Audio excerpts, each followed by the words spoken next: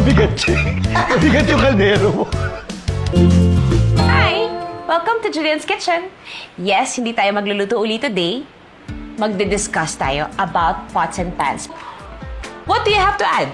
Ano yung mga kailangan nating idagdag? Eventually, invest in good pots and pans. Like, I've invested in some pieces of Le Creuset because these are really good for mga big batches of stewing kasi nga evenly distributed yung heat. Matagal din siya magagamit. Nagkaapo ka na sa tuhod, buhay pa rin siya. So maganda siyang ipamana. Not only that, matagal talaga ang ibibigay niyang serbisyo sa'yo. Totoo yan. This has been with me mula nung nagsimula ang Julian's Kitchen. Mukha pa rin siyang bago.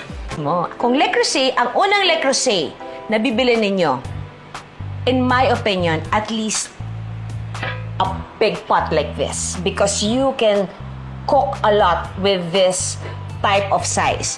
Kung medyo maliit ang pamilya ninyo, may mas maliit pa siyang size. You can also get that. Pero ito, pwede kang magkaldereta, pwede kang magkare-kare. Marami kang magagawa dyan. Hindi siya didikit ng bongga. Walang dikit na mangyayari dyan. Ay, ang bigat. Pwede na ako ano dito? Ano tawag dito, Bob? Squats. Tagal ko na talaga hindi nag-workout. So, eto yung mga bagay na kailangan ninyo when you want to actually invest in your kitchen equipment or kitchen appliance. But again, I suggest to invest in really good materials ng pots and pans kasi at some point, kakatipid natin, madali naman siya nasisira. Bili tayo ng bili ng mura, hindi ba?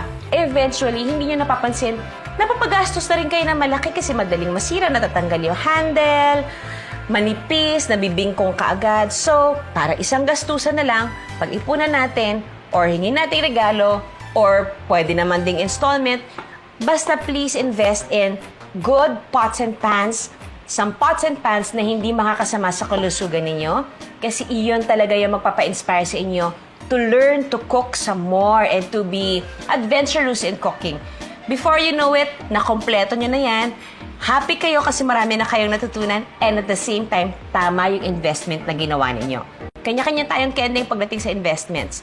Some invest in bags, some invest in clothes, in shoes, in trips. We also do that. But mostly, I invest in kitchen appliance and kitchen equipment. I'm being practical.